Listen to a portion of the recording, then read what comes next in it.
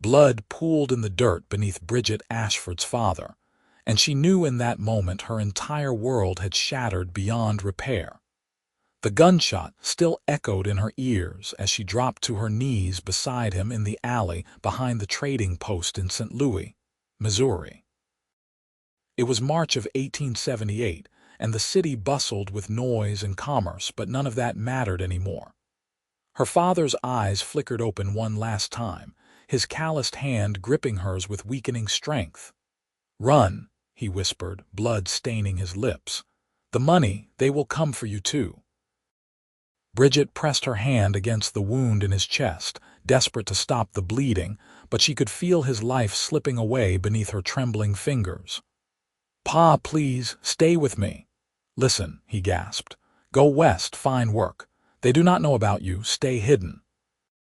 His breathing rattled, shallow and uneven. "I love you, my girl. Your mother would be so proud." Then he was gone, his hand falling limp in hers. She sat there for what felt like hours but was likely only minutes, her dress soaking up his blood, her mind racing. Her father had been a gambler, and apparently he had made enemies who did not take kindly to losing. Men who would kill to settle a debt. Men who might come looking for her next if they knew she existed. The sound of boots approaching snapped her out of her grief. Bridget stood on shaking legs and ran, leaving her father's body in that alley because she had no other choice. She had exactly $12 to her name, the clothes on her back, and a dead man's warning ringing in her ears. 3 days later, after hiding in a boarding house and barely eating, Bridget made a decision. She sold her dresses to a second-hand shop, kept only her most practical skirt and blouse, and used the money to buy men's clothing from another shop across town. The proprietor gave her a strange look but said nothing when she paid in cash. She bought trousers, 3 work shirts, a vest, a coat, boots, and a worn hat. In the privacy of her rented room, she braided her long auburn hair and pinned it tightly against her head, then pulled the hat down low. She studied herself in the cracked mirror and saw a lanky young man staring back at her. It would have to do. Bridget had always been tall for a woman, nearly 5 feet and 8 inches, with a slender build and broad shoulders from years of helping her father with various odd jobs. Her features were strong rather than delicate, her jaw square, her hands rough from work. Bound flat beneath her shirt, her modest chest disappeared entirely. If she kept her voice low and her story simple, she might just pull this off. She could not stay in St. Louis. The men who killed her father might come looking, asking questions. And as a woman alone with no family and no prospects, her options were limited and grim. But as a young man, she could work. She could disappear into the West where nobody knew Bridget Ashford had ever existed. She became Ben Ashford, 18 years old, looking for ranch work. The journey west took every penny she had. She rode in boxcars when she could, walked when she could not, and kept her head down. She learned quickly to deepen her voice, to walk with longer strides, to spit in the dirt like the other men. She worked odd jobs along the way, mucking stables and hauling freight, always moving, never staying long enough for anyone to look too closely. By the time she reached Nevada in late April, she was exhausted, hungry, and down to her last dollar. The landscape had transformed from green hills to endless stretches of sage and sand, mountains rising purple in the distance.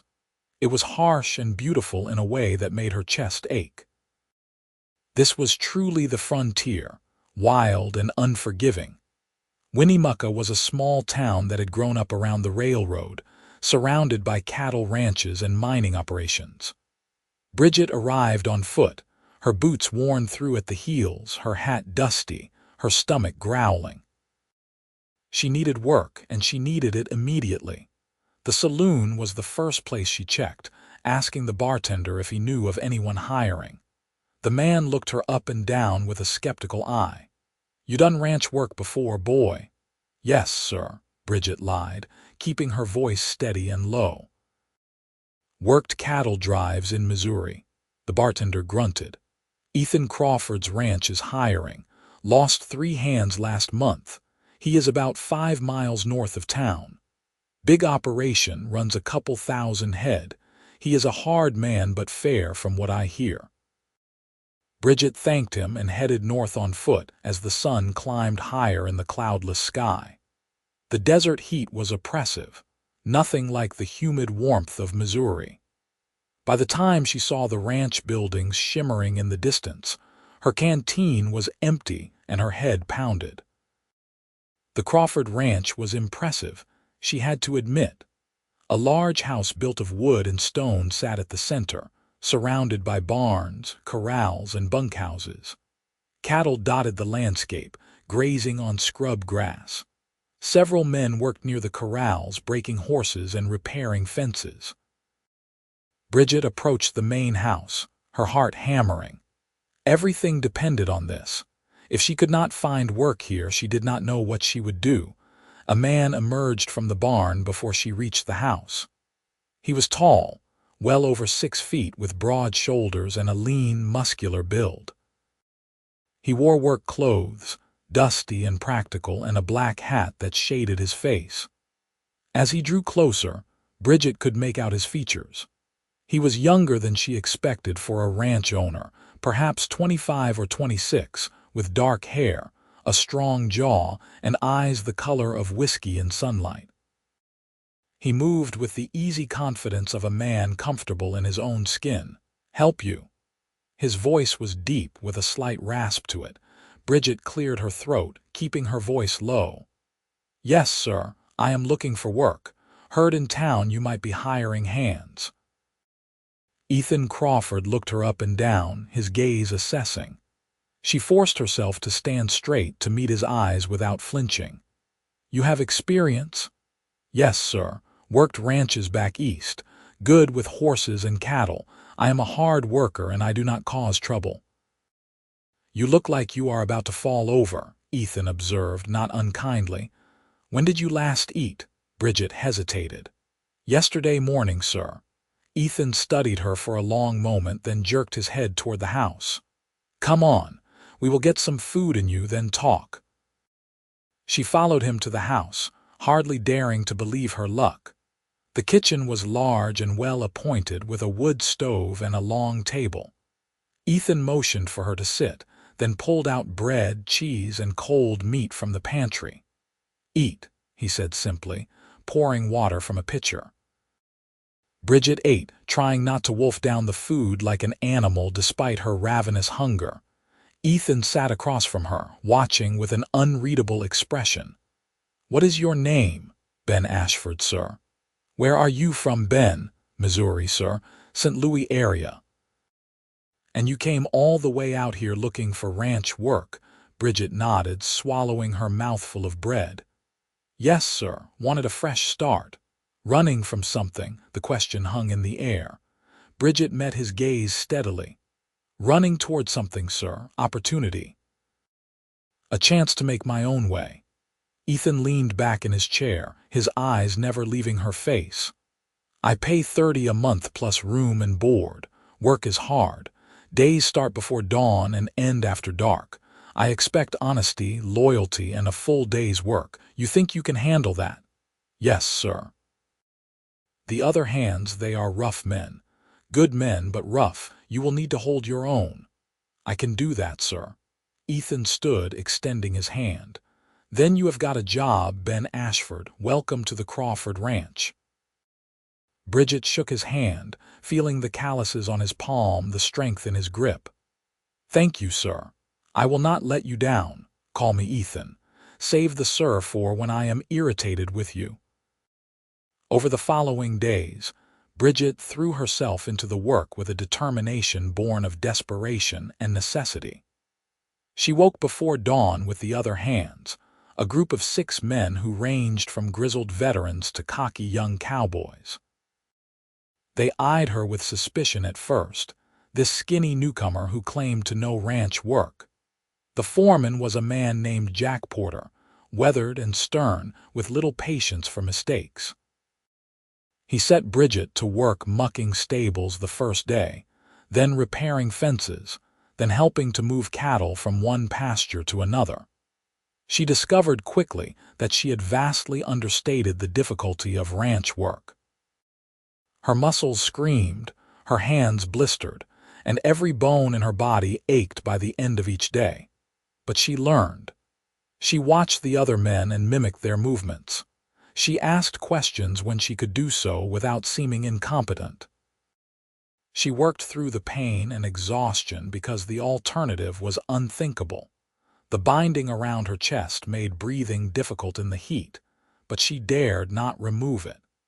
She bathed alone in the creek after the other men had finished, always keeping her secret. At night in the bunkhouse, she slept in her undershirt and kept to herself, claiming exhaustion when the other hands invited her to play cards or drink whiskey. Ethan was often in the fields with them, working alongside his men. Bridget found herself watching him when she thought no one was looking. He was different from what she expected of a ranch owner. He did not simply give orders from the comfort of his house. He broke horses, mended fences, branded cattle, and did every job he asked of his hands. The men respected him for it, she could tell. He was also observant. More than once, Bridget caught him watching her with that same assessing gaze he had given her the first day. It made her nervous, wondering what he saw, what he suspected. 2 weeks into her employment, Bridget was in the corral helping to break a particularly stubborn mare. The horse was young and spirited, fighting against the saddle and bridle. One of the other hands, a man named Tom, was in the corral with her, trying to calm the animal. "Easy now," Tom murmured, approaching with the bridle. "Nobody is going to hurt you." The mare reared suddenly, hooves flashing. Tom stumbled backward, and Bridget moved without thinking, grabbing the horse's lead rope and pulling hard to the side, using the mare's own momentum to bring her back down. The horse danced and snorted but did not rear again. "Nice work, Ben," Tom said, breathing hard. "Quick thinking." Bridget handed him the rope, her own heart racing. "Just lucky." "Luck nothing. You have got good instincts." Ethan had been watching from the fence. That evening he approached Bridget as she was washing up at the pump. "You handled that mare well today," he said. "Thank you, sir." "I mean, Ethan."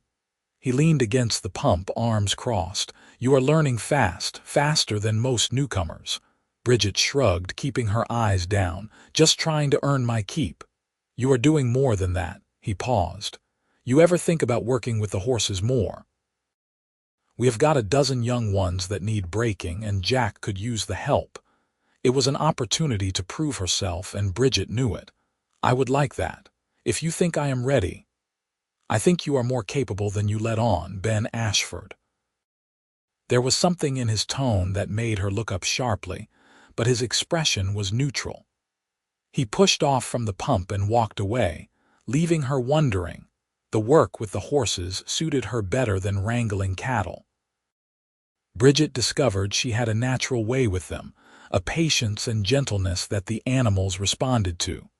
She spent hours in the corral, talking softly, moving slowly, earning trust before ever attempting to saddle them. Jack Porter watched her work with grudging approval. "You have got a gift, boy," he said one afternoon. "Most hands just want to break them fast and rough. You are taking the time to do it right." Praise from Jack was rare, and Bridget felt a flush of pride. Animals respond better to kindness than force, I think. Smart thinking. Wish more men understood that. As May turned into June, the days grew hotter and longer. Bridget fell into the rhythm of ranch life, her body adapting to the physical demands.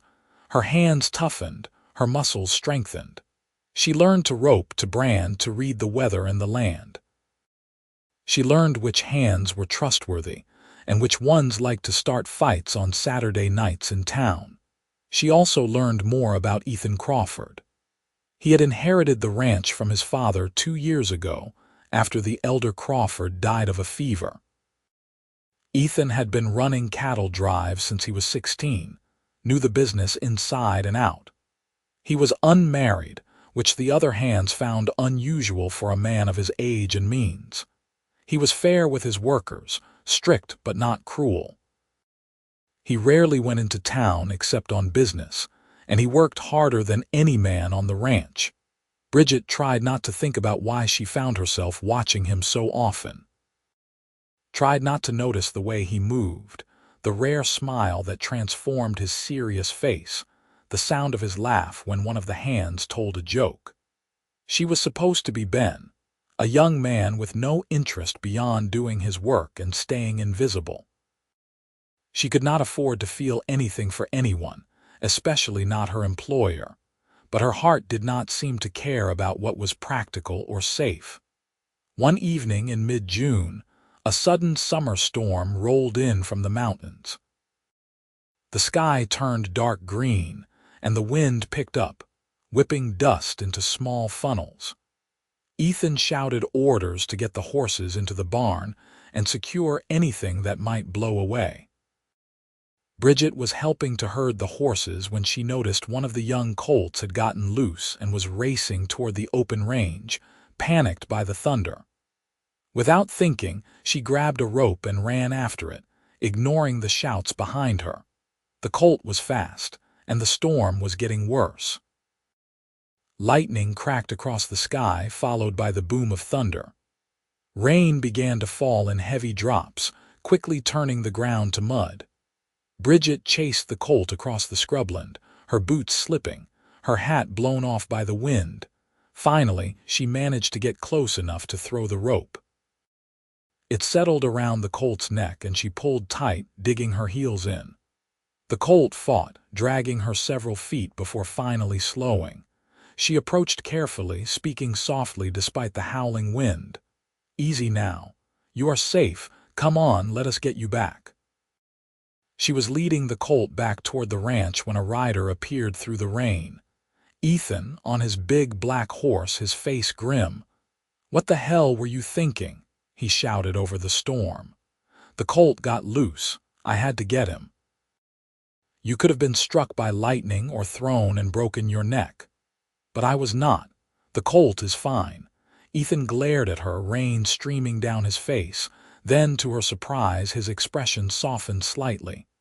"You did good, Ben. Foolish, but good.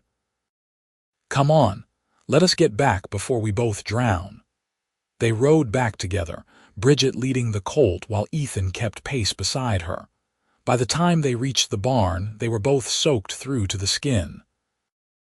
The other hands took the horses, and Jack ushered everyone into the main house since the bunkhouse roof was leaking. Ethan's housekeeper, an older woman named Mrs. Chen who lived in town but came daily to cook and clean, brought out towels and blankets. Bridget dried her face and hair as best she could, acutely aware that her wet clothes clung to her body in ways that might reveal too much. "You should change into dry clothes," Ethan said, appearing beside her with a bundle. "These might fit you. Old clothes of mine from when I was younger." Bridget took the clothes gratefully. "Where should I change?" "Upstairs, second door on the right. There is a bathroom." She climbed the stairs quickly, her wet boots squelching. The room he had indicated was a small guest room, simple but clean. She locked the door and peeled off her wet clothes, shivering. The binding around her chest was soaked, and she knew she needed to replace it with something dry. She unwrapped it carefully, wincing at the red marks it had left on her skin. That was when she realized her dilemma. She had not brought a dry binding. All her spare clothes were in her trunk in the bunkhouse, which was currently flooded. She stood there for a moment, fighting panic. She could not go back downstairs without the binding, but she could not stay up here forever either. There was a soft knock on the door. "Ben, you all right in there?" Ethan's voice. Bridget pressed a hand to her chest, feeling her heart race. "Yes, I am fine, just getting changed." "Take your time. Mrs. Chen is making soup." she heard his footsteps retreat. Bridget looked around the room desperately and spotted a sheet folded on the chair. It was not ideal, but it would have to work. She tore off a long strip and wrapped it around her chest as tightly as she could manage, tying it securely. Then she pulled on the dry clothes Ethan had given her. They were indeed from when he was younger, and they fit her reasonably well. She braided her damp hair and tucked it up under a towel like a makeshift turban, hoping it would dry faster that way. Then she took a deep breath and headed back downstairs. The men were gathered in the large front room, sprawled on furniture and the floor, eating soup and talking about the storm. Bridget found a spot near the fireplace and accepted a bowl from Mrs. Chen with quiet thanks. Ethan sat in a chair nearby, changed into dry clothes as well, his dark hair still damp. He caught her eye and nodded. She nodded back, then focused on her soup. The storm raged outside for another hour before finally moving on. By then, it was full dark, and the bunkhouse was still too wet to sleep in. Ethan made the decision to let the hands bed down in the front room for the night. "There are enough blankets and floor space for everyone," he said. "It will not be comfortable, but it is dry." The men settled in with good-natured grumbling. Bridget claimed a spot near the wall, wrapping herself in a blanket and turning toward the wallpaper. She could hear the others talking and joking, but exhaustion pulled at her. The adrenaline from chasing the colt had worn off, leaving her drained. She was almost asleep when she sensed someone standing over her. She looked up to find Ethan gazing down at her, an odd expression on his face. "You did good today, Ben," he said quietly.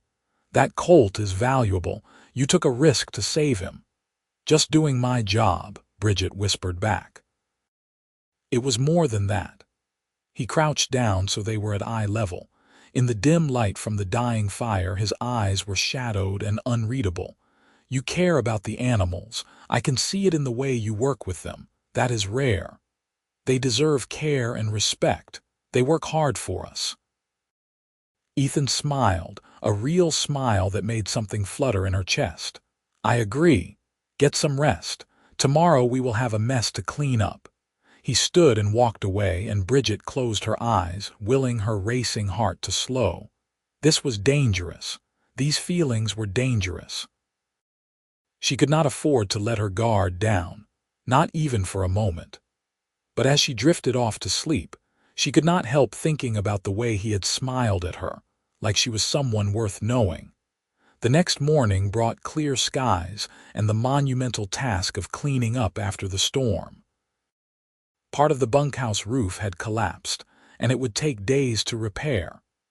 Ethan arranged for the hands to sleep in the barn loft until the work was done, which was more comfortable than anyone expected. The loft was spacious and dry, with plenty of hay for bedding. Bridget was relieved. The barn offered more privacy than the bunkhouse, with its multiple stalls and storage areas. She could find quiet corners to maintain her secret. The work continued through the long summer days. Bridget grew more confident in her role, earning the respect of the other hands.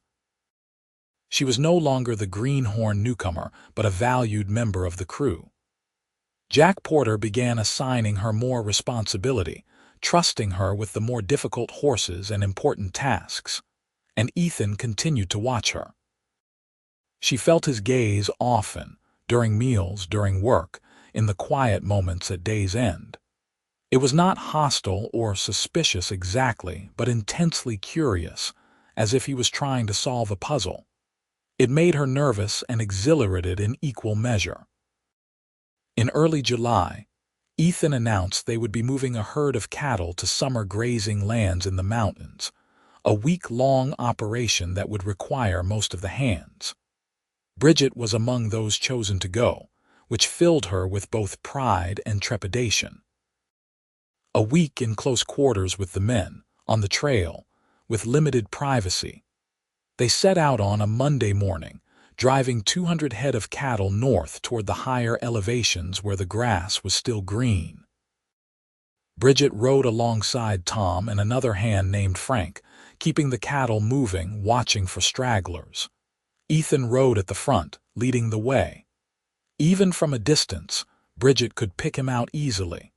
He sat his horse like he was born to it, comfortable and commanding. The first 2 days passed without incident. They made camp each night, eating beans and coffee cooked over an open fire, sleeping under the stars. Bridget volunteered for the late watch both nights, which meant she could sleep during the day when the others were awake, maintaining her privacy. On the 3rd day, they encountered trouble. A group of men approached from the east, 6 riders moving fast. Ethan held up his hand, stopping the herd, and rode forward to meet them. Jack and 2 other hands went with him. Bridget stayed with the herd but watched tensely. She could not hear what was said, but the conversation looked heated. One of the riders, a big man with a red beard, gestured angrily. Ethan sat calmly on his horse, his posture relaxed but alert. Finally, the riders turned and left, disappearing back the way they came. Ethan returned to the herd, his expression grim. "What was that about?" Tom asked. "Carson's men," Ethan said shortly. "He is claiming we are crossing his land. We are not. This is open range." "Is he going to cause trouble?" "Possibly. Everyone keep your eyes open. We keep moving." Carson, Bridget learned from the other hands that night, was a neighboring rancher with a reputation for being aggressive and territorial. He had been trying to buy out smaller operations and consolidate his holdings, and he apparently viewed the Crawford ranch as competition. "Ethan will not sell," Frank said, stirring the fire. "His father built this place from nothing. Ethan would rather die than let Carson have it." "Carson is not the type to give up easy," Tom added. "There have been rumors of rustling, fences cut, water sources poisoned." "Nothing proven, but people talk." Bridget felt a chill that had nothing to do with the cool mountain air. "Has he ever gotten violent?" "Not yet, but there is always a first time." That night, Ethan doubled the watch. Bridget took the midnight shift with Frank, riding a slow circle around the sleeping herd. The cattle were restless, sensing the tension perhaps. The night was clear and cold, stars brilliant overhead. "You ever used a gun, Ben?" Frank asked quietly. "Some," Bridget lied.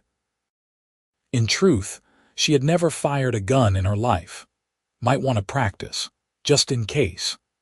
They completed the drive without further incident, but the encounter with Carson's men hung over the group like a dark cloud. When they returned to the ranch a week later, dusty and tired, Bridget was relieved to be back. She was also increasingly aware of how much her feelings for Ethan had grown. A week of watching him work, of seeing him interact with the men, of catching glimpses of his dry humor and quiet kindness, had only made things worse. She found herself thinking about him at odd moments, remembering the way he looked in the early morning light, the sound of his voice, the rare smiles he gave. It was foolish and dangerous, and she could not seem to stop. Late one night in mid-July, unable to sleep, Bridget climbed down from the barn loft and walked out into the cool air. The ranch was quiet, the only sounds the rustle of wind through the sage and the distant call of a coyote. She walked to the corral where the horses dozed, leaning against the fence. One of the mares she had helped to break came over, nosing at her hand. Bridget stroked the soft muzzle, finding comfort in the simple contact. Could not sleep either. She jumped, spinning around. Ethan stood a few feet away, hands in his pockets. He must have approached from the house. "Sorry," he said, holding up a hand. "Did not mean to startle you. It is all right, I just needed some air." He came to stand beside her at the fence. The mare nuzzled his shoulder and he scratched behind her ears. "This one turned out well. You did good work with her. She is smart, makes it easier." They stood in companionable silence for a moment. Bridget was intensely aware of his proximity, the warmth radiating from his body in the cool night. "Can I ask you something, Ben?" Ethan's voice was soft, almost hesitant. Her heart kicked into a faster rhythm. "Of course. Why did you really come west? The truth this time." Bridget chose her words carefully. "I told you I wanted a fresh start, a chance to make something of myself. That is not a lie, but it is not the whole truth either." He turned to face her, leaning one hip against the fence. "You are running from something or someone." I have seen enough men with that look to recognize it. She wanted to deny it, but what was the point? She was tired of lying, at least about this. "My father died. In St. Louis. I had nothing left there, no family, no prospects, so I came west. I am sorry about your father." Ethan's voice was genuine. "That must have been hard." It was.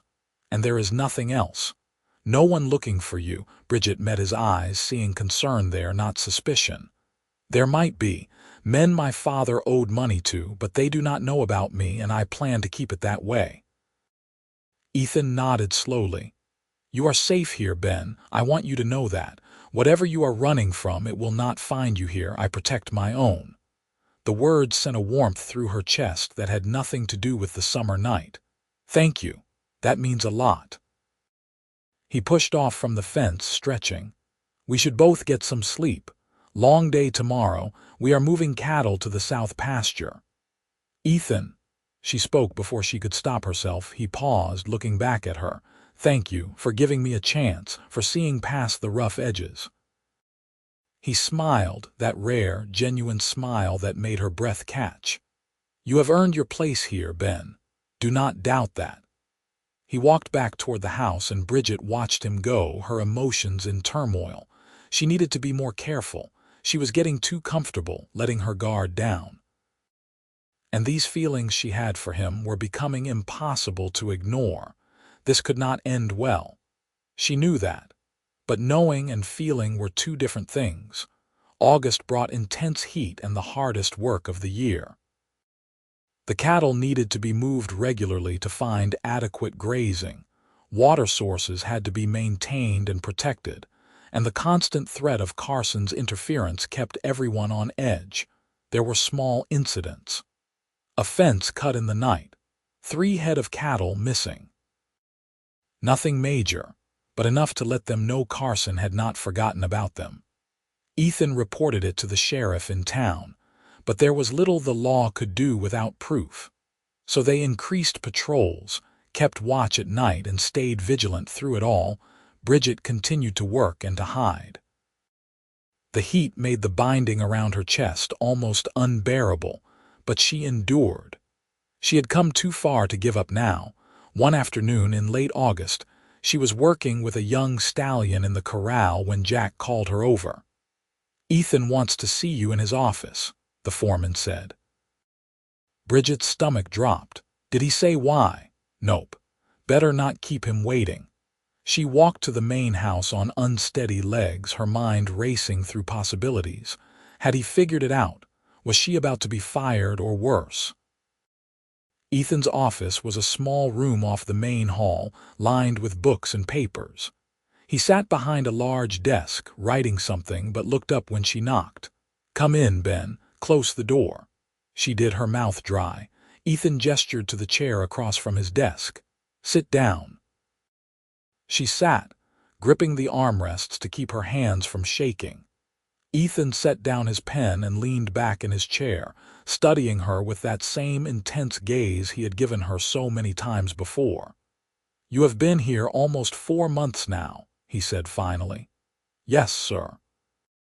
"In that time, you have proven yourself to be a skilled and dedicated worker. Jack speaks highly of you. The other men respect you. You have a gift with horses that is rare." "Thank you, sir. I am promoting you. I want you to take over as head wrangler.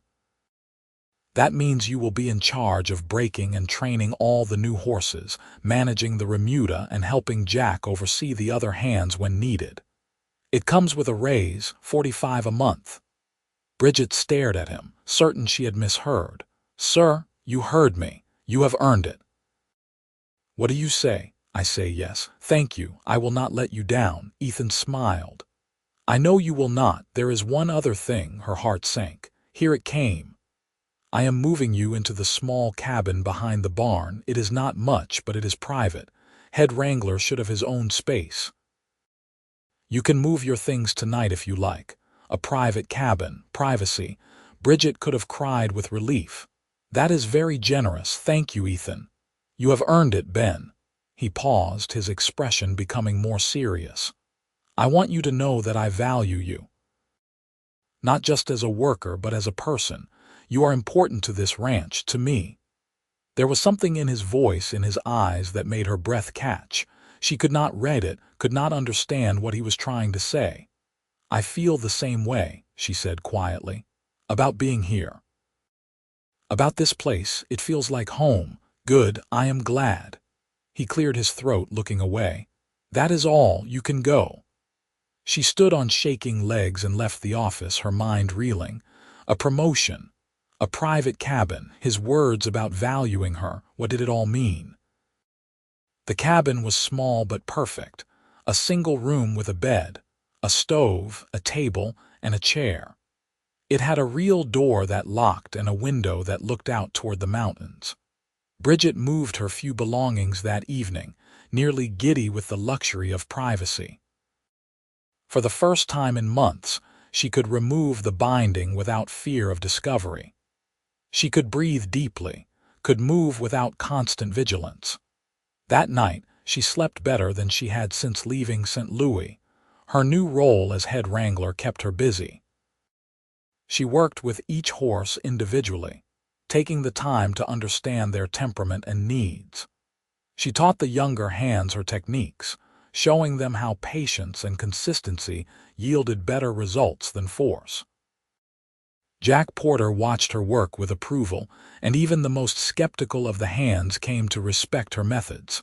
And through it all, Ethan was there. He came to the corrals to watch her work. He asked her opinion on which horses to keep and which to sell. He invited her to the house for dinner occasionally, just the two of them, where they talked about the ranch, about horses, about nothing and everything. Bridget knew she should keep her distance, knew that these dinners, these conversations were dangerous, but she could not help herself. When Ethan smiled at her across the table, when he laughed at something she said, when his hand accidentally brushed hers as he passed her the bread, she felt alive in a way she had never experienced before. She was falling in love with him.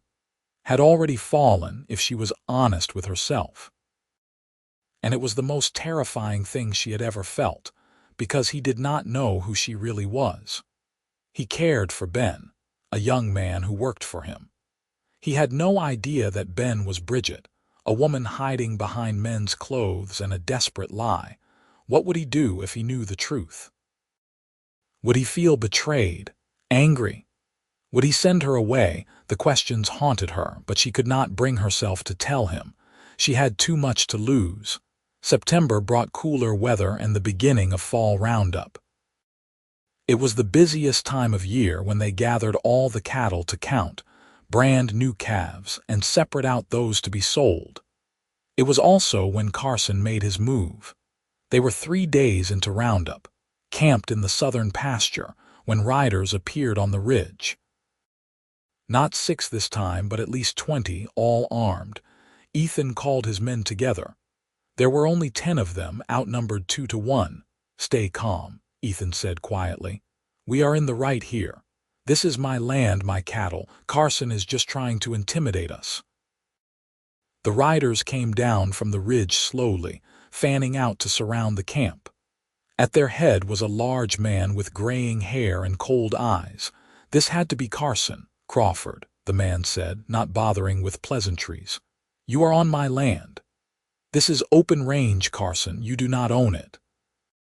I filed a claim with the land office. This pasture is mine now. That makes these cattle trespassers, and I am well within my rights to confiscate them. That is a lie, and you know it. The land office would never approve such a claim without proper survey and notification. Carson shrugged. Then I guess we will let the courts sort it out. In the meantime, these cattle are coming with me. Like hell they are. Ethan's voice was calm but hard as steel. The tension was thick enough to cut. Bridget stood with the other hands, very aware of the guns holstered at every hip. She had no weapon, had never fired a gun, and suddenly wished desperately that she had learned. Carson smiled, a cold expression that did not reach his eyes. You going to fight me, Crawford? You and your 10 men against my 20, if I have to. That would be foolish. Maybe. But I will not let you steal from me without a fight. For a long moment, nobody moved. Then one of Carson's men shifted in his saddle, his hand moving toward his gun. Everything happened fast after that. Tom drew his gun, shouting a warning. Carson's men drew theirs. Ethan moved in front of his men, hands up. Nobody fires, he commanded. Carson, this does not have to end in bloodshed. That is up to you, Crawford. Stand aside and nobody gets hurt. I will not stand aside. These are my cattle on open range. You have no claim here. Carson's expression hardened. Then you are a fool. He turned to his men. Take the cattle. No.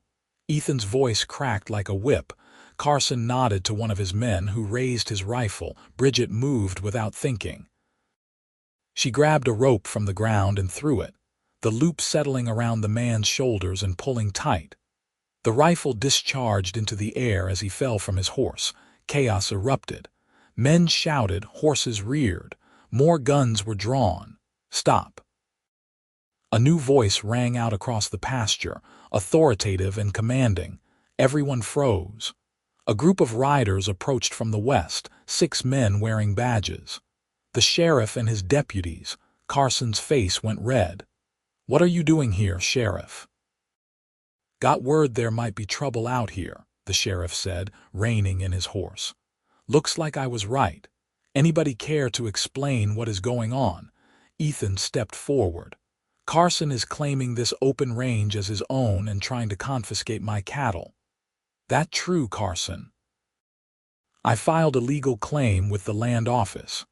Funny thing about that, the sheriff said, pulling a paper from his coat. I checked with the land office this morning. No such claim exists. What does exist is a restraining order prohibiting you from interfering with Crawford Ranch operations pending investigation of cattle rustling, fence cutting, and attempted fraud. Carson's face went from red to purple. This is not over, Crawford. Yes, it is, the sheriff said flatly. You and your men turn around and ride out. If I catch you on open range anywhere near Crawford cattle again, I will arrest you for harassment and attempted theft. Am I clear? Carson glared at Ethan with pure hatred. This is not over, he repeated. But he turned his horse and rode away, his men following. The sheriff watched them go, then turned to Ethan. You might have mentioned you were planning to move cattle down here, Crawford. I could have saved us all some trouble. I did mention it, last week when I was in town. The sheriff grinned. So you did. Smart man. Finish your roundup in peace. I will have my deputies patrol the area for the next few days just to make sure Carson gets the message. After the sheriff left, the hands returned to work with nervous energy, talking excitedly about the confrontation. Ethan pulled Bridget aside. That was quick thinking with the rope, he said. Probably prevented bloodshed. I just reacted. I did not want anyone to get shot. Still, you did well. He paused, studying her face. You have done well in a lot of ways, Ben. I want you to know that I see it. I appreciate it. There was something in his eyes, a warmth and intensity that made her heart race. She wanted to tell him the truth in that moment, wanted it desperately, but the words stuck in her throat. Thank you, she whispered instead.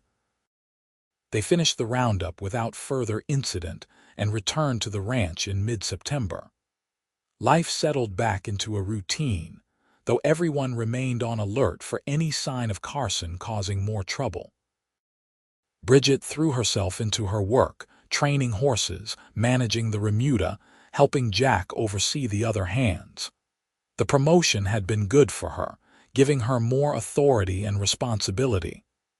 The men listened to her now, respected her judgment, but the secret weighed on her more each day.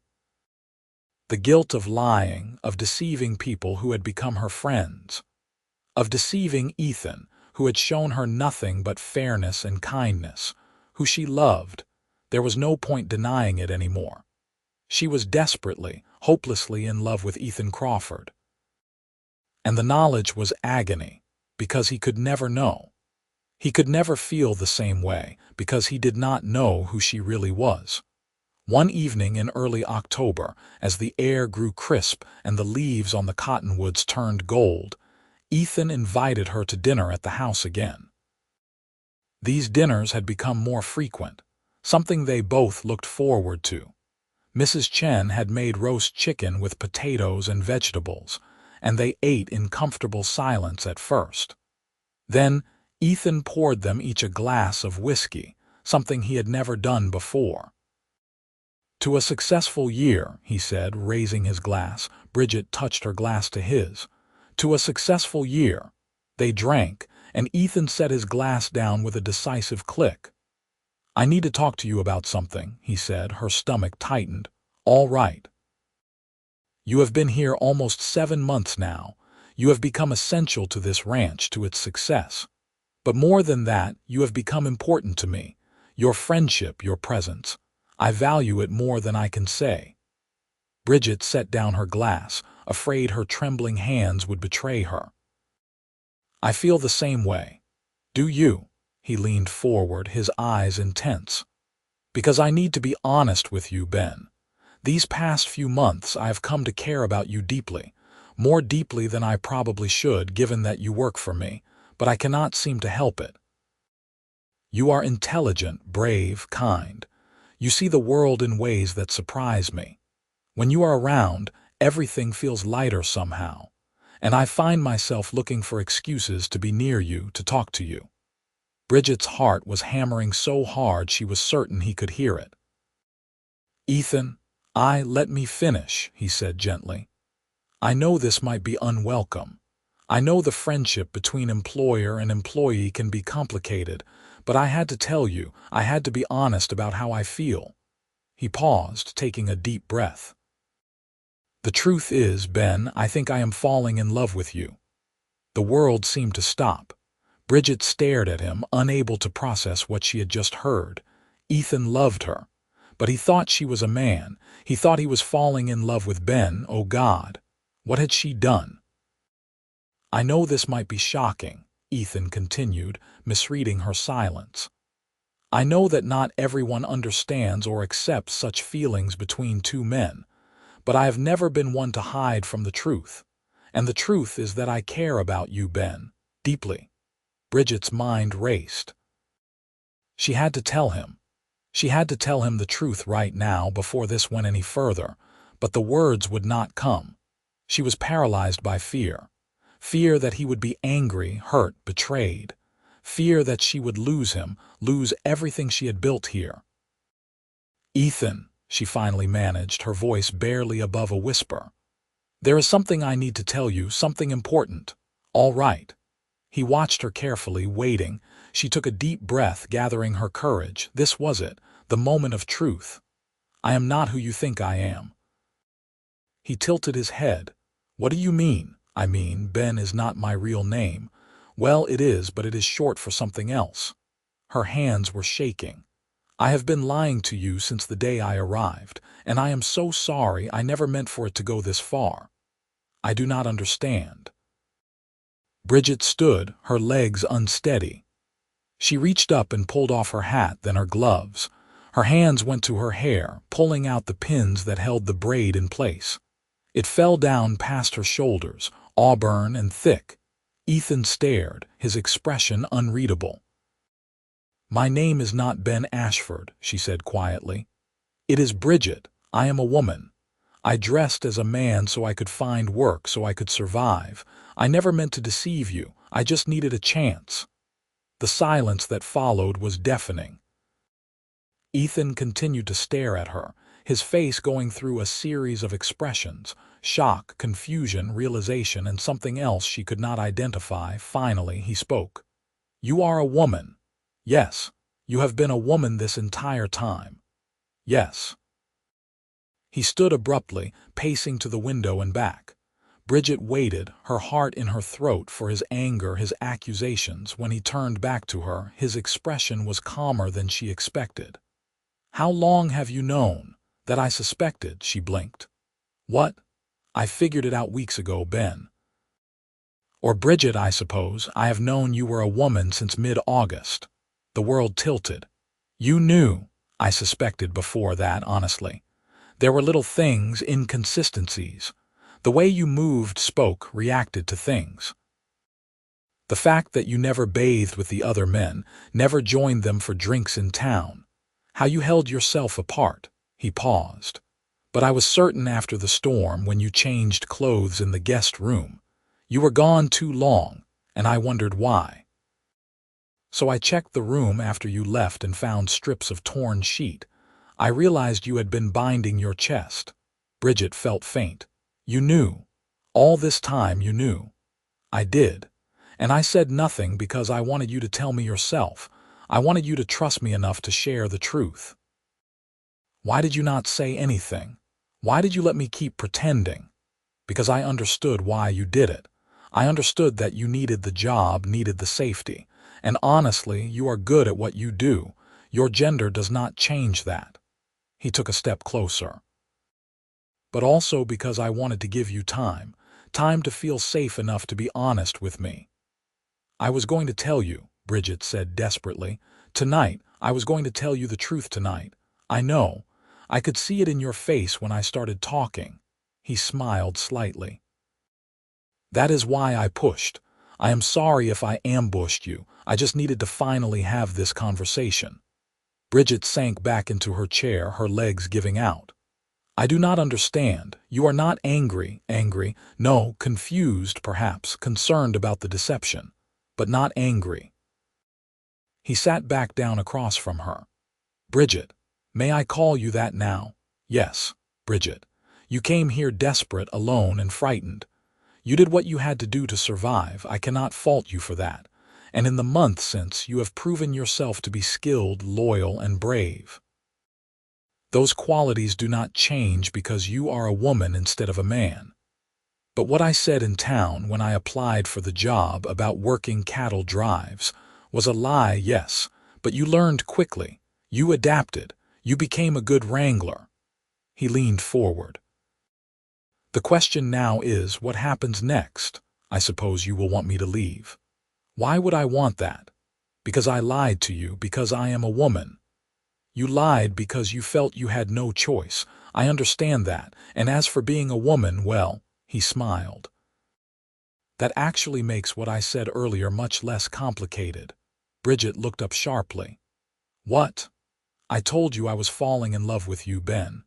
"Bridget, I meant it. Finding out you are a woman does not change how I feel. If anything, it makes it clearer. I care about you. About who you are, regardless of what name you use or what clothes you wear. I love your kindness, your courage, your skill with the horses. I love the way you think, the way you see the world. I love you." Tears spilled down Bridget's cheeks before she could stop them.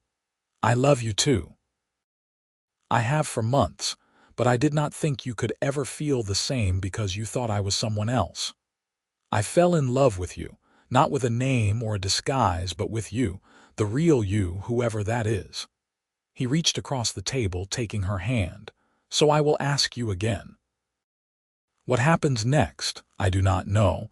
I have been pretending for so long, I almost do not know how to stop. Then let me make it simple." Ethan stood, pulling her gently to her feet. "You are still hired as Bridget Ashford, head wrangler of the Crawford Ranch.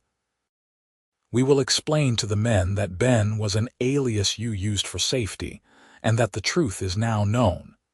Anyone who has a problem with it can find work elsewhere. You will continue to live in your cabin, do your job, and be yourself. Does that sound acceptable?" "More than acceptable." "But Ethan, what about us? What about what you said? What about it? He cupped her face in his hands, his touch gentle. I love you, Bridget. I want to be with you, but I will not push. We can take this as slowly as you need. I do not want to go slowly, she whispered. I have been hiding for so long. I am tired of hiding how I feel. He smiled, and it was like the sun coming out. Then do not hide. He kissed her, soft and sweet, and Bridget felt the last of her walls crumble. She kissed him back, pouring months of longing and fear and love into it. His arms came around her, holding her close, and she felt safe in a way she never had before. When they finally broke apart, both breathless, Ethan rested his forehead against hers. We will figure this out together, he murmured. Whatever comes next, we will face it together. Together, Bridget agreed. The next morning, Ethan called a meeting of all the ranch hands. They gathered in the barn, curious and slightly nervous. Bridget stood beside Ethan, her heart pounding, wearing her usual work clothes but with her hair down for the first time in months. Men, Ethan began, I have called you here because there is something you need to know. Ben Ashford, your head wrangler, has been working under an alias for reasons of personal safety. Her real name is Bridget Ashford, and she is a woman. There was a moment of stunned silence. Then Jack Porter spoke up. We know, boss. Ethan blinked. You know. Most of us figured it out weeks ago, Tom added with a grin. No offense, miss, but you were not as convincing as you thought. Bridget stared at them in shock. You knew, sure. But you did good work, and the boss seemed to have it under control, so we did not say nothing, Frank said. Did not seem right to make a fuss when you were just trying to earn a living. So none of you have a problem with this? Ethan asked. The men looked at each other and shrugged. She is a good wrangler, Jack said simply. Better with horses than most men I have worked with. Why would we have a problem? Relief flooded through Bridget. Thank you, all of you, for accepting me. You earned it, Tom said. You worked as hard as any of us, never complained, and saved my hide in that corral with the mare. Far as I am concerned, you are one of us. The other men nodded in agreement. Ethan squeezed Bridget's hand. Then it is settled. Bridget continues as head wrangler and we all get back to work. Anyone who has an issue with this can collect their pay and leave. Nobody moved. Instead, the men dispersed to their tasks, several of them nodding to Bridget with respect as they passed. When they were alone, Bridget turned to Ethan with tears in her eyes. I cannot believe they knew. They all knew and said nothing. Good men recognize good work, regardless of who does it. I am proud of them, and I am proud of you. Life on the ranch continued, but everything felt different now that the truth was known. Bridget no longer had to hide, no longer had to constantly guard her words and actions. She could be herself, fully and completely. She moved her belongings from the cabin into the main house at Ethan's invitation, taking one of the upstairs guest rooms. It was not proper by society's standards for an unmarried woman to live under the same roof as an unmarried man, but neither of them cared much for society's standards. They courted openly, taking walks in the evening, eating dinner together, sitting by the fire and talking for hours. Ethan was everything she could have hoped for, kind and thoughtful and deeply in love with her. He told her about his childhood, about growing up on the ranch, about his father who had been stern but fair. He told her about the burden of inheriting so young, about the loneliness of running the ranch alone. She told him about her mother, who had died when Bridget was 12, about her father's gambling and the debt that had gotten him killed. She told him about the fear and desperation that had driven her west, about the relief of finding a place to belong. They learned each other, slowly and thoroughly, building something real and lasting. In November, as the first snow began to fall, Ethan asked her to marry him. They were in the barn, checking on the horses before the storm hit, when he suddenly knelt in the hay. Bridget Ashford, I love you more than I can possibly express. You have brought light and joy into my life. You have made this ranch, this life, complete in ways I never imagined. Will you marry me?" He held out a ring, simple and beautiful, with a small diamond set in gold. Bridget dropped to her knees in front of him, laughing and crying at the same time. "Yes, yes, of course I will marry you." He slipped the ring on her finger, then pulled her into his arms, kissing her as snow began to fall outside the barn doors. They were married in December, a small ceremony in town with the ranch hands as witnesses. The minister raised his eyebrows at Bridget's history, but said nothing. The law did not care much about such things in Nevada, where survival mattered more than propriety. Bridget wore a simple dress, her first in nearly a year, and felt strange and wonderful in it. Ethan wore his best suit and looked so handsome it made her heart ache. When he kissed her as his wife, she felt a joy so profound it brought tears to her eyes. They spent their wedding night at the ranch, in Ethan's room, which was now their room. He was gentle and patient, taking time to show her how much he loved her. Bridget had been nervous, uncertain, but Ethan made her feel safe and cherished. Afterward, lying in his arms, she finally felt like she had come home. The winter was cold but peaceful. Carson had apparently given up his vendetta, or at least postponed it. The ranch ran smoothly under their joint management. Bridget continued to work with the horses, training and breaking them, while also taking on more administrative duties.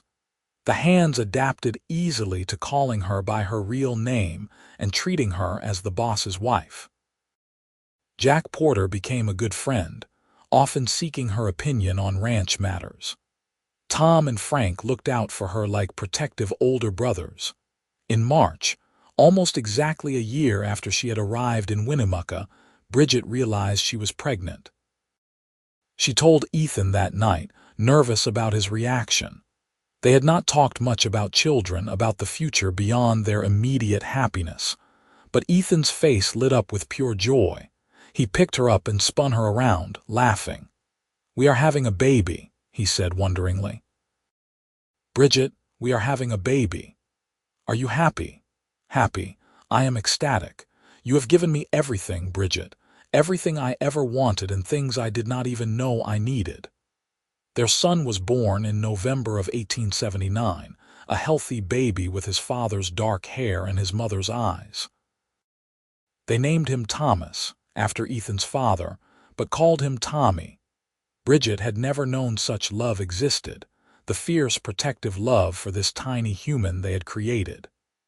Ethan was a devoted father, helping with feedings and changings, walking the floor with Tommy when he cried. The ranch hands were equally smitten. Jack carved the baby a wooden horse.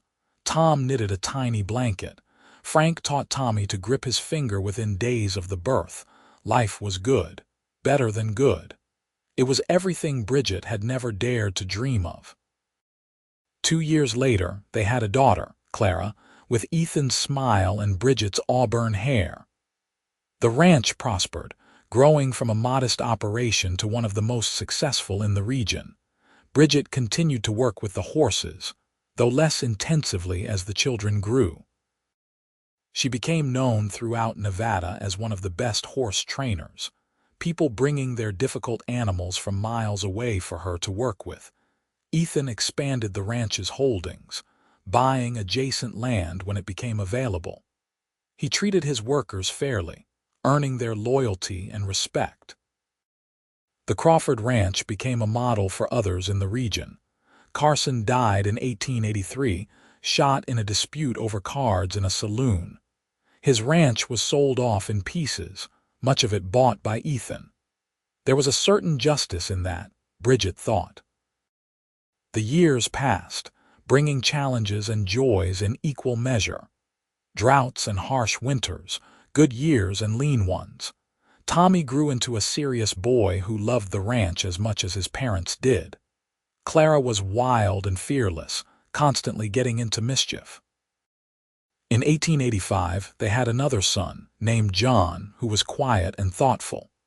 3 children, 3 very different personalities, all deeply loved. Jack Porter retired in 1888, though he stayed on the ranch in a small cabin Ethan built for him. He became a beloved grandfather figure to the children, teaching them about horses and cattle and the land. Tom married a girl from town, a seamstress named Mary, and brought her to live on the ranch. Frank saved his money and eventually bought his own small spread, but remained close friends with the Crawfords. Through it all, Bridget and Ethan's love never wavered. If anything, it grew deeper with each passing year.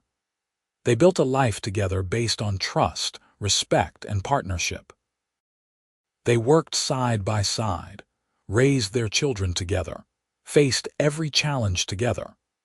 On their 10th wedding anniversary in 1889, Ethan took Bridget to the spot where they had first met, near the barn where she had asked for work as a desperate young woman disguised as a boy. "Do you ever regret it?" he asked, holding her hand. "Coming here pretending to be someone you were not." Bridget looked out over the ranch at the house where their children slept, at the land they had built a life on. "How could I regret it? It brought me to you." "I am glad you came," Ethan said softly.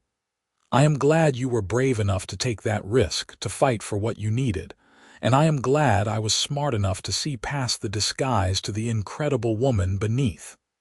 "You said I was still hired," Bridget remembered, smiling. "Even after you figured it out. Best decision I ever made." He kissed her as the sun set over the Nevada desert, painting the sky in shades of gold and pink. Somewhere in the distance, cattle lowed. A horse nickered in the barn. Inside the house, their children laughed. It was everything Bridget had never known she wanted. Everything she had been too afraid to hope for when she fled St. Louis all those years ago. Young and terrified and alone, she had come west looking for survival, for a chance to start over. What she had found was so much more. She had found home. She had found purpose. She had found love, and she had found herself. The years continued to pass, marked by the changing of seasons and the growth of their children. Tommy proved to have his mother's gift with horses, spending hours in the corrals learning her techniques.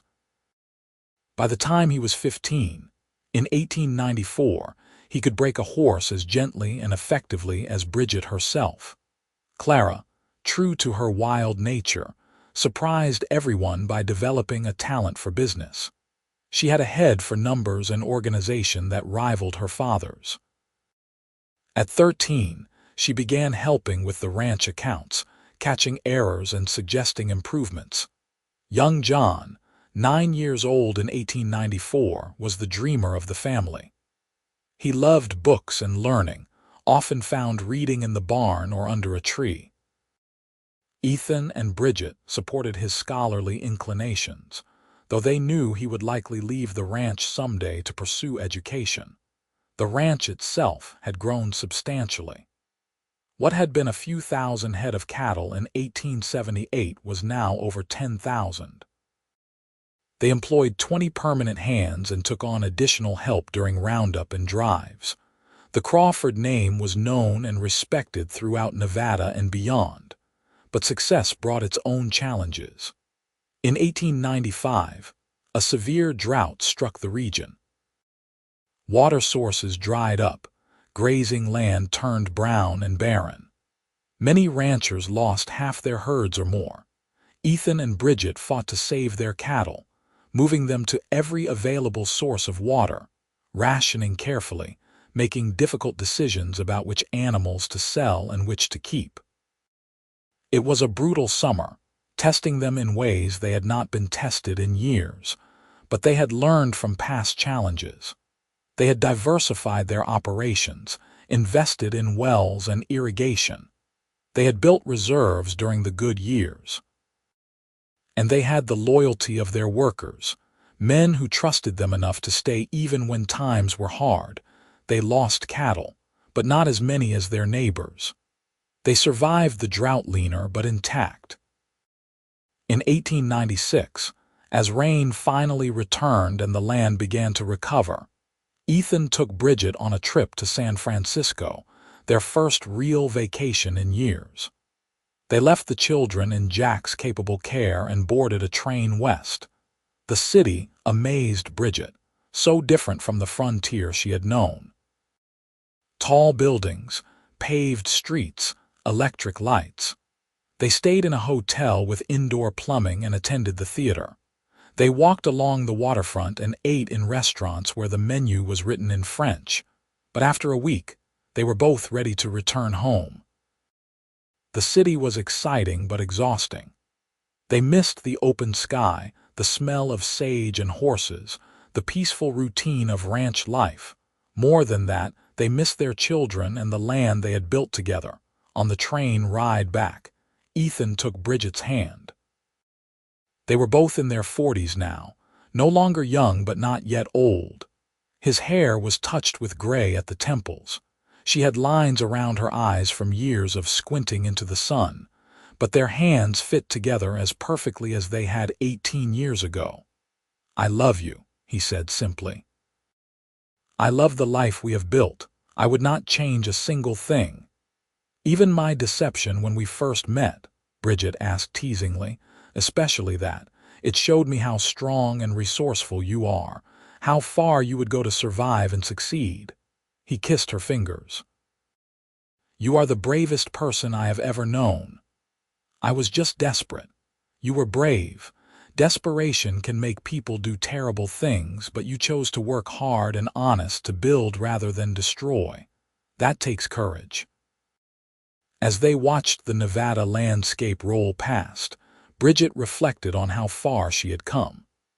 That frightened girl who had knelt in the mud beside her dying father seemed like another person entirely. She had grown, changed, become someone she was proud to be.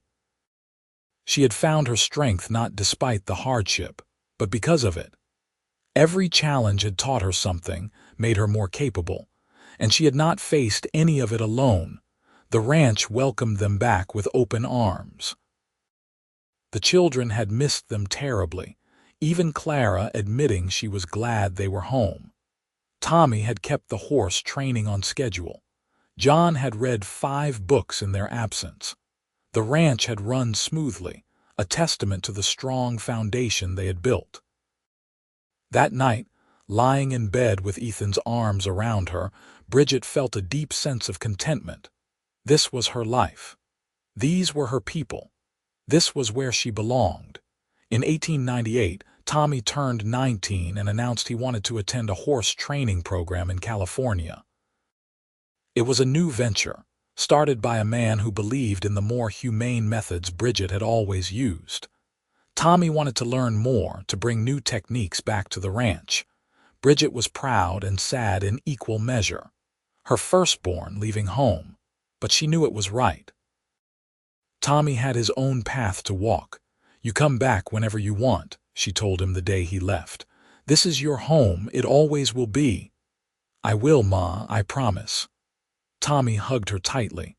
"Thank you for everything you taught me, about horses, about work, about being honest and kind." "You learned those things from your father, too." "I learned from both of you. You are the best parents anyone could ask for." Watching him ride away toward town and the train that would take him to California, Bridget wiped away tears. Ethan stood beside her, his arm around her shoulders. "He will be fine," Ethan said. "He is smart and capable. We raised him well. I know, it is just hard to let go. That is how you know we are good parents. It hurts because we love them." Clara showed no signs of wanting to leave, much to their relief. She was 16 and had become indispensable in managing the ranch's business affairs. She negotiated with buyers, tracked expenses, handled correspondence. She had her father's business sense and her mother's determination. John, at 14, was still uncertain about his future. He loved the ranch but also dreamed of university, of studying literature and history. Bridget and Ethan encouraged him to pursue his dreams, whatever they might be.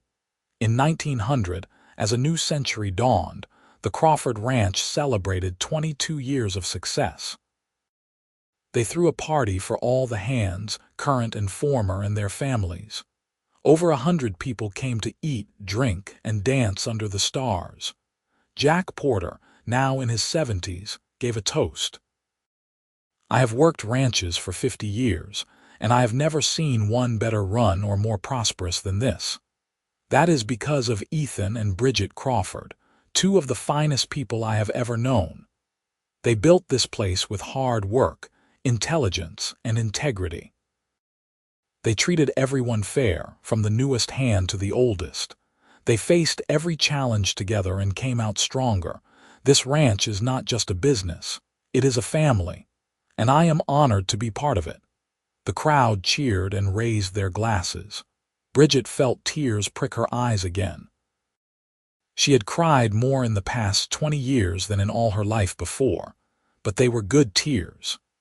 Tears of joy and gratitude and love. Later, when the party had wound down and most people had left, Bridget and Ethan walked out to the corral where they had first worked together. The horses dozed in the moonlight, peaceful and content. "You remember the first time you saw me break a horse?" Bridget asked. "I remember thinking you had a gift, that you understood animals in a way most people do not. I was terrified that day. Terrified you would see through my disguise, that I would fail, that I would end up with nothing. But you did not fail. You succeeded beyond anything I could have imagined." Bridget leaned against him, comfortable and safe. "We succeeded, together."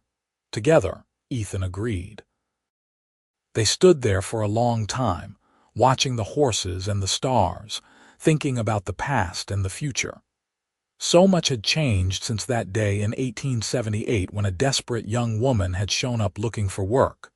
So much had been built, created, nurtured, but some things had not changed. The land was still beautiful and harsh. The work was still hard, and the love between them was still as strong as that first kiss in the ranch house so many years ago.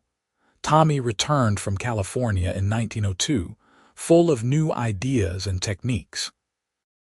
He had learned well, and he brought innovations that made their horse training program even better. He also brought a wife, a sweet girl named Sarah who adapted to ranch life with grace and enthusiasm. In 1903, they welcomed their first grandchild, a boy named Ethan after his grandfather. Bridget held the baby and marveled at how life continued, generation after generation. She thought about her own parents, gone so long ago, and wished they could have known this joy. But perhaps they did, somehow. Perhaps they could see what she had made of the life they had given her. Clara married in 1905 at 23, choosing a lawyer from Winnemucca named Robert Mills. He was smart and ambitious, and he clearly adored her. They stayed on the ranch, with Robert opening a law office in town while helping with the legal aspects of the ranch business. John left for university in 1906, heading to California to study literature. He wrote long letters home, full of excitement about his classes and new experiences.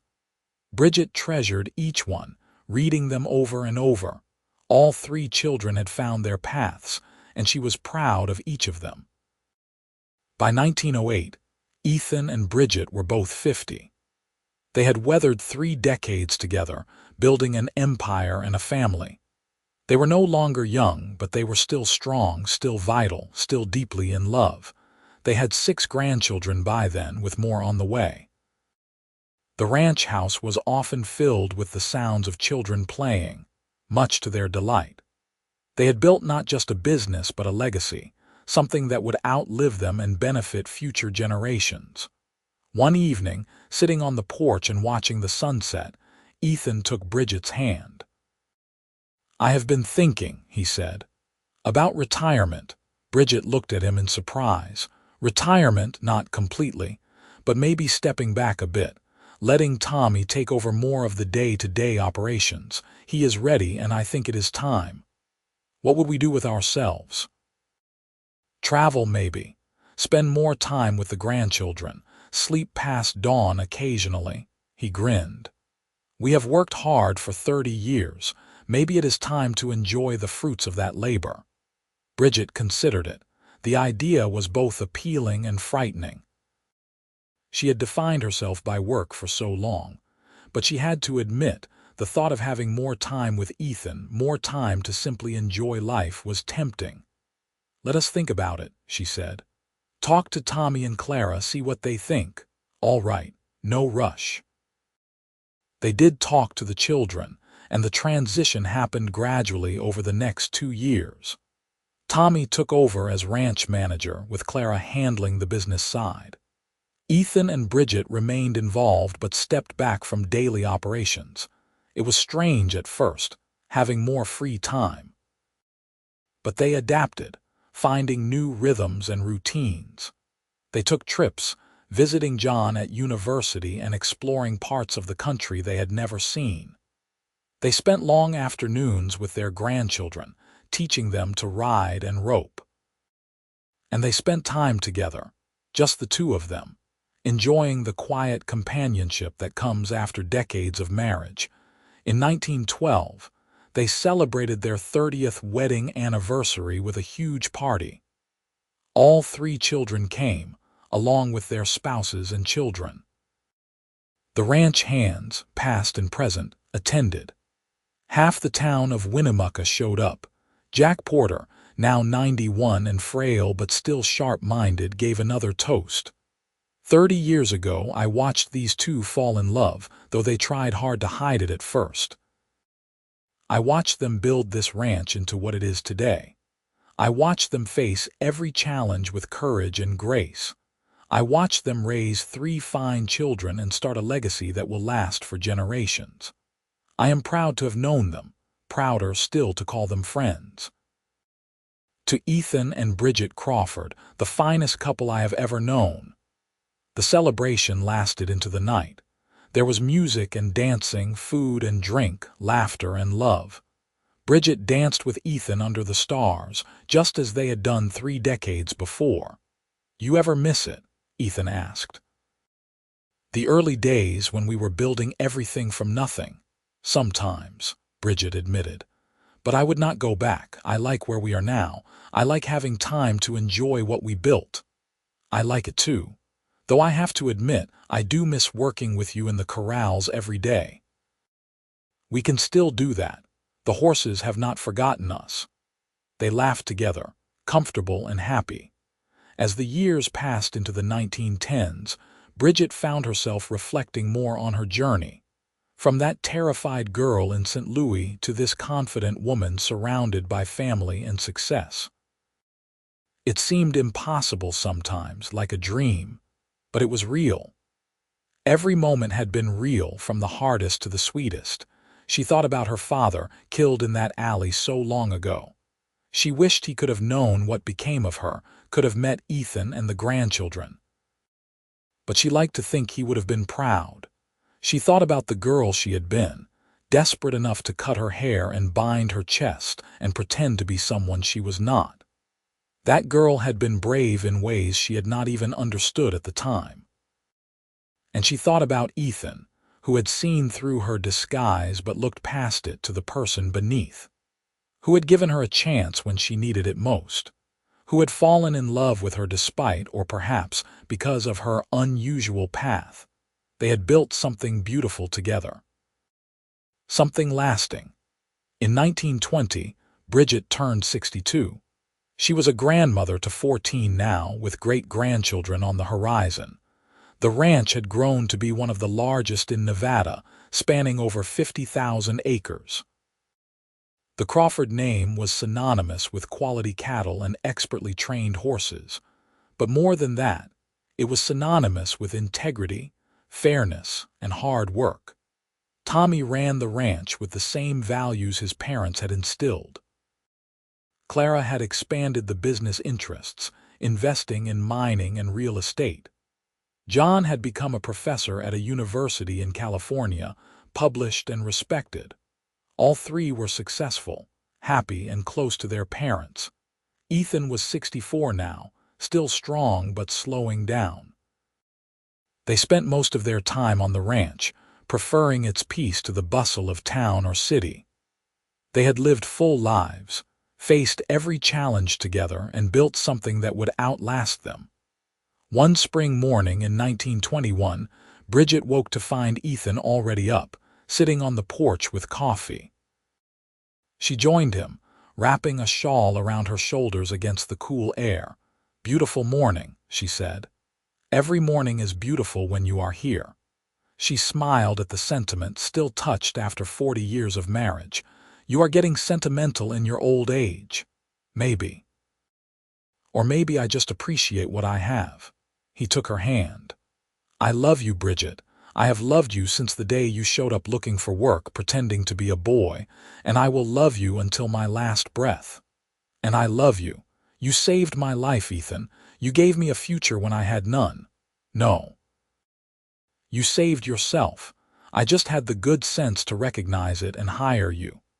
They sat together as the sun rose, painting the desert in shades of gold and pink. The ranch woke around them, horses nickering, cattle moving, the sounds of home. "You have any regrets?" Bridget asked. Ethan thought for a moment. "No, not a single one.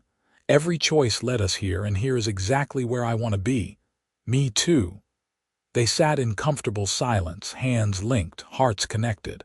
The past stretched behind them, full of struggle and triumph. The future stretched ahead, uncertain but less frightening with each passing year. And the present was perfect, exactly as it should be. Bridget thought about that day in 1878 when she had walked up to a stranger and asked for work. She had been so desperate, so frightened. She had never imagined that decision would lead to this, to love and family and home. But life was full of surprises. Sometimes the most terrifying leaps led to the safest landings. She squeezed Ethan's hand and he squeezed back. They needed no words. After 40 years, they understood each other perfectly. In the corrals, the horses whinnied. In the house, they could hear the sounds of grandchildren arriving for a visit. Life continued, generation after generation, built on the foundation they had created. And Bridget Ashford Crawford, who had once been a frightened girl pretending to be a boy just to survive, smiled. She had found everything she never knew to look for. She had found love, purpose, and herself. The Wild West had been hard and unforgiving, but it had also been the making of her. And with Ethan beside her, she had built something that would last long after they were gone. They sat together on that porch, watching the sun rise over the ranch they had built, surrounded by love and legacy. And in that moment, everything was perfect. The story of how a young woman had dressed as a boy to work on a ranch, how the cowboy had figured it out and said, "You are still hired," had become a love story for the ages. A story of courage and acceptance, of seeing past appearances to the truth beneath. A story of building something beautiful together against all odds. It was their story. And it was complete. The grandchildren came running up the path, calling for them. Ethan and Bridget stood, ready to welcome them with open arms, ready to share the love that had sustained them through decades. Ready for whatever came next together. Always together.